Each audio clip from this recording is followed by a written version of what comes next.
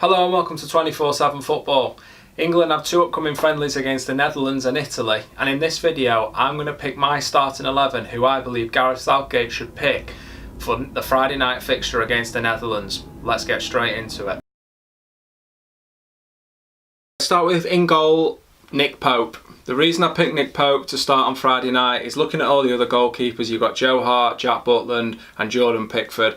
I think Pope has had the most consistent form throughout the season. Burnley have been fantastic, and I really believe that with him getting called up, he should get his chance between the sticks. At right back, I've gone for Kyle Walker. His form this season for City has been incredible. He can get forward and he can get back. He's got the pace and also he can deliver.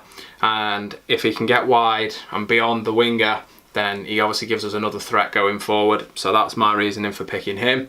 Alongside him, the first centre-half I've gone for is John Stones.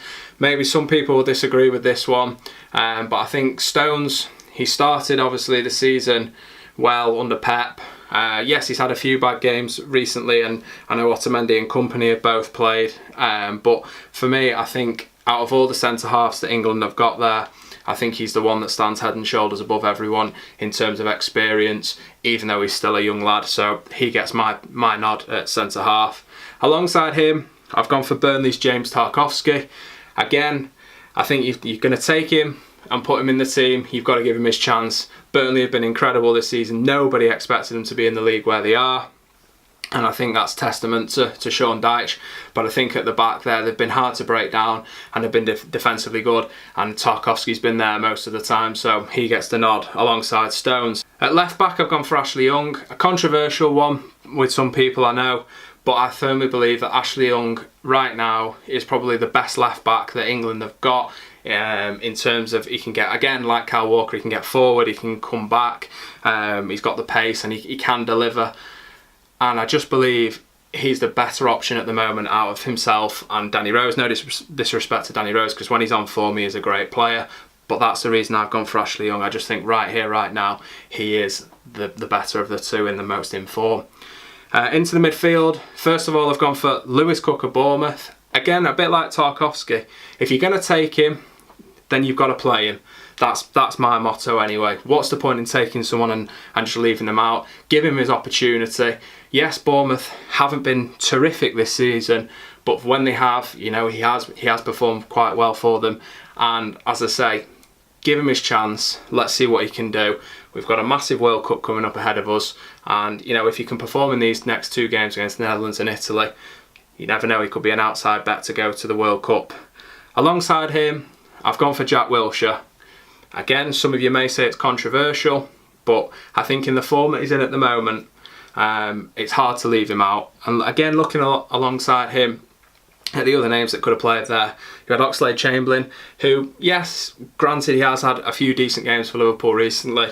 He didn't have a great game against United in the Premier League. He could have got in there ahead of him, but I just think Wilshere pips it in terms of form. Next, I've gone for Dele Alli to play just behind the striker. I think he's got that creative spark and he can always just pull something out the locker if we need it. So for me, he gets the nod just behind, just in the number 10 role.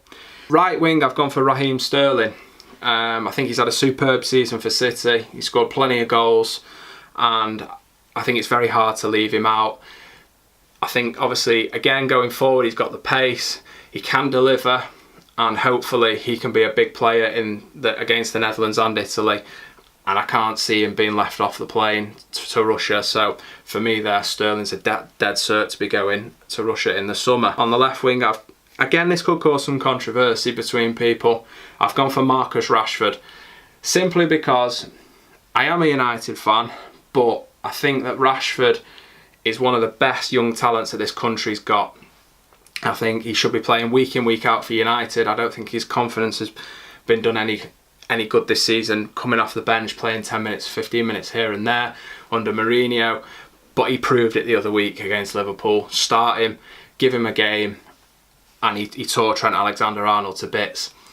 Yes, people will say, what about the Sevilla game? Well, nobody turned up for the Sevilla game for United, but he did look like he was interested. He did make a few forward runs, and he gives us that direct ability just to run at somebody, and you never know what can happen with him. And he's also got a goal in him. So for me, he gets the start on the left wing.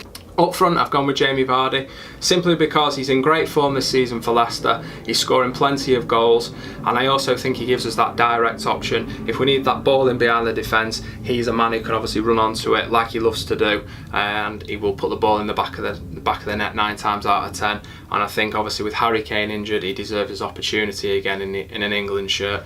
And I think looking at the front line, he is probably the best option down the middle.